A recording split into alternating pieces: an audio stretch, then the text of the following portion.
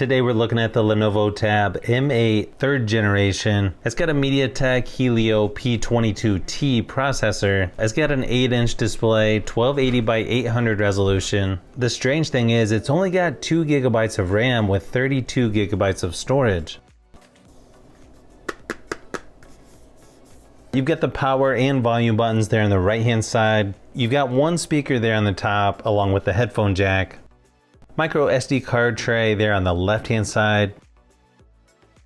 Pretty much the same camera setup as on the previous version. Front facing camera is 2 megapixel, rear facing is 5. Pretty much the usual stuff here when setting up pattern, pin, or password. This one's currently on Android 11. Surprised that's not Android 12.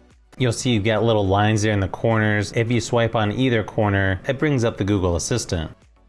As you swipe left of the home screen, you'll get the entertainment space. One downside is you're only going to get 2.4 gigahertz Wi-Fi, so it's going to be quite a bit slower than my other devices, at least on my home Wi-Fi. Looks like it's using about 25% of the storage available right out of the box. And then obviously you have the option to switch from 3-button navigation to gesture navigation on here as well. Swipe up from the home screen, you're going to get all of your pre-installed apps, mostly from Google. Up in the notification shade, you're going to get most of your basic stuff like Wi-Fi, Bluetooth, auto rotate, auto brightness, vibrate, nightlight, dark theme, location, nearby share, screenshot, screen record, Dolby Atmos, airplane mode, notification free mode, and battery saver. You can watch videos on here up to 1080p resolution on YouTube, only SD playback resolution on apps like Netflix though. So as you can see from the Geekbench scores, not real impressive here. And you're gonna notice that when gaming as well, not gonna be the highest frame rates or the best graphics. This only plays Asphalt 8. You're not gonna get Asphalt 9 on here. And then PUBG Mobile and Apex Legends Mobile, they're not gonna look the best on this tablet. I mean, they're both playable, just doesn't really look the best. And there's some dropped frame rates as well. It just feels like when you're gaming on this, very entry-level performance. And just moving around the software, yeah, this one lags a little bit as well. Overall, it just feels a little bit more sluggish than I would like to see. But I guess I wasn't expecting a whole lot considering the specs on here.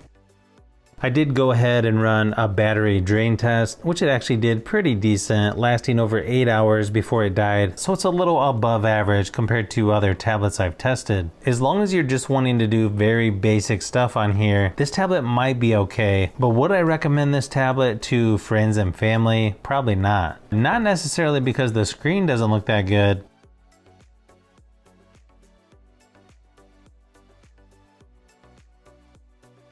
on how the performance is going to be. Now the other thing to realize is you just have one speaker on the side or the top of the tablet depending on how you're holding it. Definitely not the best sounding tablet. Here's a quick sample just to give you an idea of what to expect.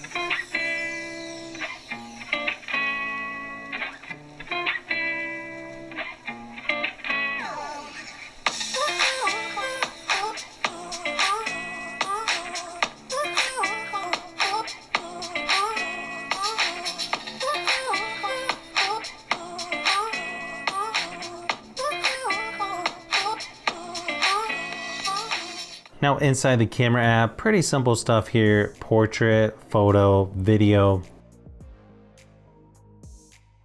And then you've also got translate. Inside the settings, you've got night mode, HDR, face retouch, save selfie as previewed. Let me give you a few samples of photo and video just to give you an idea of what to expect.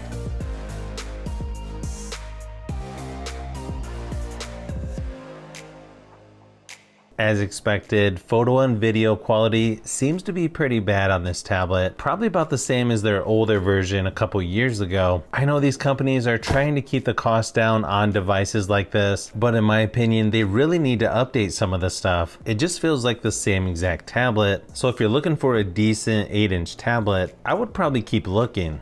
I just feel like the performance on this one really needs improved. For me, there's not a lot of good budget options for 8-inch tablets right now. It sort of goes from entry-level devices like this, all the way up to more flagship devices like the iPad mini 6.